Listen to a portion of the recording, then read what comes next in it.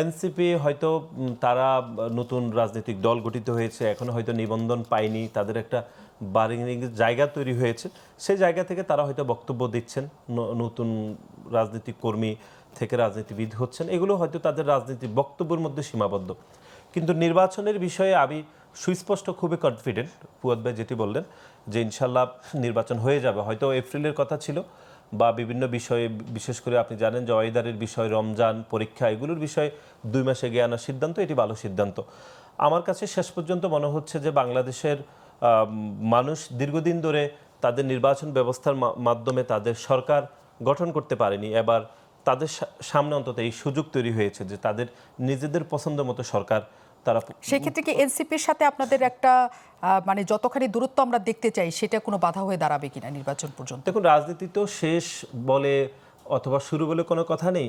আমি তারপরে মনে করছি যে এনসিপির এখনকার যারা নবীন রাজনীতিবিদ হয়েছেন তারা যেরকম বক্তব্য দিচ্ছেন, এটি হয়তো বার্গেনিংয়ের জায়গা তৈরি করার জন্য তারা বক্তব্য দিচ্ছেন, কিন্তু কোনোভাবে যে তারা নির্বাচনের বিপক্ষে অবস্থান থাকবেন সেটি আমার মনে হচ্ছে না।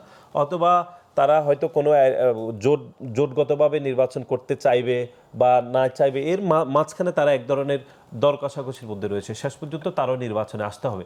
আর একটি রাজনৈতিক দল জনপ্রিয় নাকি অজনপ্রিয়, এটি আসলে নির্বাচন ছাড়া কোনোভাবে আপনি মেজারমেন্ট করার কোনো সুযোগ নেই। সুতরাং নির্বাচনে আপনাকে আসতেই হবে শেষ পর্যন্ত।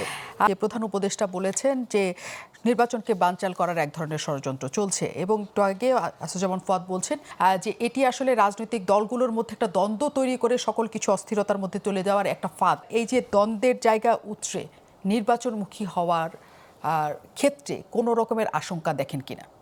মানে এই যে দ্বন্দ্ব, আপনাদের নানাজনের দ্বন্দ্ব, নানা কিছু জমা হয়েছে, এই দ্বন্দ্বগুলি শেষ করে ঐক্যমত্যের ভিত্তিতে নির্বাচনের দিকে আপনারা যেতে পারবেন কিনা, নাকি অনেক কিছু তৈরি হবে মাঝখানে? না, আমি অ্যাকুরেটলি এটাকে মানে কনফ্লিক্ট বলবো না, আমি মতভেদ পর্যন্ত, বাংলায় যেটি মতভেদ, মতপার্থক্য, কিন্তু দ্বিমতও বলতে পারি। কিন্তু যেটি আওয়ামী লীগের সাথে গত 17 বছর বিভিন্ন রাজনৈতিক দলের যেরকম ছিল মুখামুখি, সেরকম অবস্থান আমার কাছে খুব বেশি মনে হচ্ছে না। এখনকার সিচুয়েশনে আমার এটি মনে হচ্ছে না।